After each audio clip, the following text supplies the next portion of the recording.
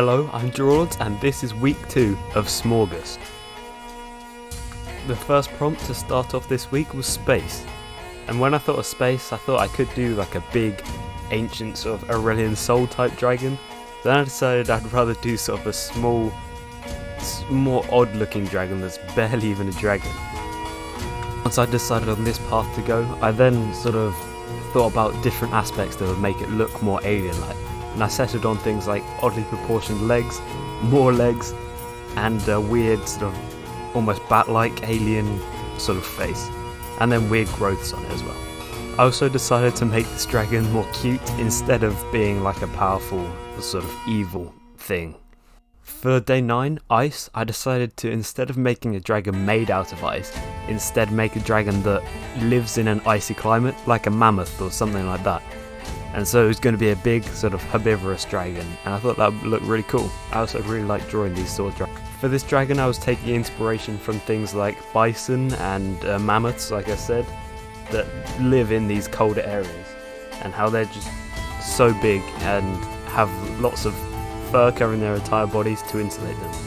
And for the tail I was kind of thinking of Appa from The Last Airbender, as he is a sky bison, and when I was drawing this I just was having a little fun, imagining him sort of maybe clearing snow with that tail, or just using it to wrap around itself or its young to keep them warm in the cold environment.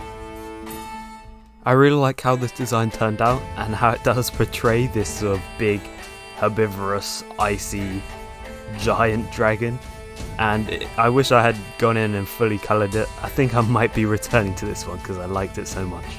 For day 10, Ghost, I really wanted to do something pretty cool and evil, so I went through a couple of different skull designs, and I went from like goat, because goat skulls are pretty creepy, to a wolf, but then I decided on this sort of raptor, wyvern-y style dragon, and I ended up loving it.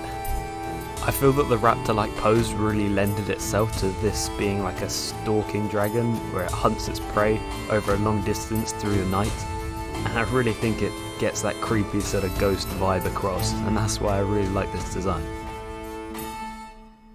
For inspiration I was really thinking of the D&D cockatrice, because of how sort of unsettlingly creepy it is, and its very raptor-like wyvern-y body plan, and I think I did it.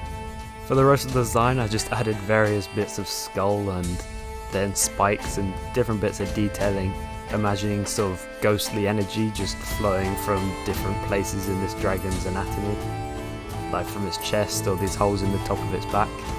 For me, the thing that detracts from this design is the most are the legs, and I just think these kind of let down the design as they're very simplistic, and I could have done some more detailing around there. I also wish around this eye I'd done some sort of glowing effect, but I'm fairly new to those, so they do take a lot of time. I feel like for the colouring I could have used the airbrush tool instead of the fill tool, and this would have just created a more muddy effect. I also feel like I should have used more muddier colours, and that would have just made the entire dragon look more ghost-like and made its ghostly wings stand out a lot more. I think that would have made it look better.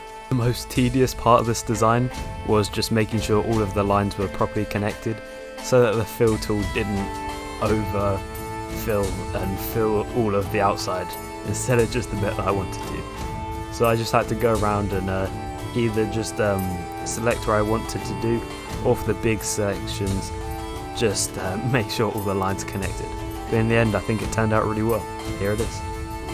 Day 11's prompt was Angelic, and for this one I think I could have done something a lot cooler, being like some sort of Quattle angel dragon thing, though I felt that this was a very generic design and it would just be pretty simple, so I decided to move on to other dragons once I'd done this sketch, other dragons that their prompts were more interesting to me, and I felt that my time would be more worth it on those other dragons, but I still like how the sketch was. So one of my favourite body plans to draw for a dragon is this sort of bulky style dragon, and I think that part of that is that it relates to lots of things like Pokemon such as Torterra, who I find really cool, and so I was just drawing inspiration from things like that for this one. In my head the design was pretty clear. It was going to be a turtle-like dragon with a castle as its shell, and I feel like this castle, although simple, just looks really cool and portrays that it's a big castle on top of a even bigger dragon. and I just really like that. And again, it's sort of a tanky dragon, which is really cool. For the draw, I was going to do a sort of portcullis style, but when I was doing the second sketch, this sort of more finished line art over it, I just kind of forgot about that, which I think is a little bit of shame. I think it would have been pretty cool to have this sort of armoured jaw portcullis style thing, but in the end I just forgot about that, which is a shame. For the rest of the dragon, the detailing was pretty similar to the rest of the castle on the back of the dragon. I just sort of did this simple sort of light pattern, brick patterning all over the dragon, and I think this turned out well because it didn't sort of make it look all just bricks. It filled up lots of space and just made it look more interesting without making it all blocky and not great looking. For silver, instead of doing just like a silver dragon, I decided to do something even cooler or more interesting.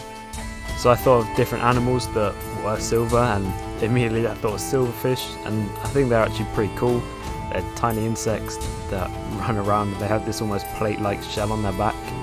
So I decided to make an aquatic dragon that was based on a silverfish. So it had its armour, and then it had these big horns that in my eyes were kind of meant to look like the antenna of the silverfish, but in the end it was more of a loose sort of base, and I sort of took that inspiration and ran with it. And I was trying to use a lot more texture, especially using texture brushes on the digital software Krita that I'm using, and I think that turned out well, especially the scales. I think the scales look pretty cool. Though they started off really dark, I just rubbed them out with the scale tool, and it turned out pretty light and actually really cool in the end. The fill tool I hadn't selected, or hadn't made all of the lines completely touch, so it filled up the back, and I forgot to delete it earlier, so it became a problem later. But it was just a bit of work to put that back to normal. The rest I just did a sort of simple shadow and light. I wish I'd have been more careful with this shade and these highlights to make it look more like the zombie dragon, where it's really sort of looks wet instead of just being the general highlights. But that's I can't do anything now, so I think this one turned out pretty cool, and it kind of looks like a silverfish, kind of doesn't, but I in the end like how it turns out, and I hope you do too. I really like doing aquatic dragons as well, they're pretty cool. For this storm dragon, I had a surprisingly clear idea of what I wanted. I wanted it to look like it was a moving hurricane, so using its wings, I imagined them, if it was running, they'd sort of circle around it like a hurricane. And I imagine these creatures are in places like Florida, and they just run around the country causing mass devastation wherever they go, because they are basically living hurricanes. And I think this turned out pretty well and carried the concept throughout the design. So the heads is one of my favourites from all the dragons this week. I think the only other one that I'd probably prefer better would be their first one from space, where it's just really unique. This one I was trying to add lots of detail, again like from that book that I mentioned last week, just to fill the flat space, so that it wasn't just block colours, it was actually, there was almost implied scales of things. Then I added lots of different bits just coming off of his wings, and a little bit of electricity. I forgot to click record when I started doing the colour, so the first base colours weren't recorded. But then I just go around and add more spots and some shading, and it's done. For next week's prompts, I have a really cool idea for what to do, so if you don't want to miss that, make sure you subscribe and hit the bell notification so you don't miss it. And if you want some sneak peeks into what it might be, make sure to go check out the Discord in the description. I ended up doing a colouring of the space design. Here it is. I just forgot to hit record, so this is the final product. I hope you like it. Here are the rest of the designs. My favourite would probably either be Ghost or the Storm. Make sure to tell me what your favourite is in the comments, or even better, go and check out the Discord and tell me in the Discord. Other than that, I hope you enjoyed this video. and I'll see you in the next one.